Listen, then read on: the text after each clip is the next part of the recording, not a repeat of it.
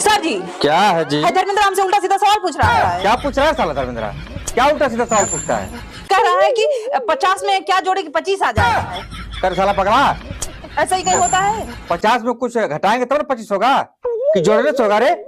अरे सर जोड़ने से भी 25 हो जाएगा। कैसे होगा? बहुत होशियार बनता अपने आप को ना। चल आके बता ब्लैक बोर्ड पे। चल चल इधर आ। चल बता। नहीं होगा तब आज बताएंगे तुझको। अगर नहीं हुआ बेटा ना तो ये डंडवा से मार मार पिटिया लाल कर देंगे। हो जाएगा सर, क्या टेंशन। हाँ तो करके बता चल। ये क्या लिखा है सर? 50। अब देखिए 50 लिखा है ना? जी सर। देखिए सर, देखिए सर, होगा ना 25। हाँ यार तू तो कमाल कर दिया। वाह बेटा वाह, तू तो इसरो में जाएगा रे। चल बैठ बेटा।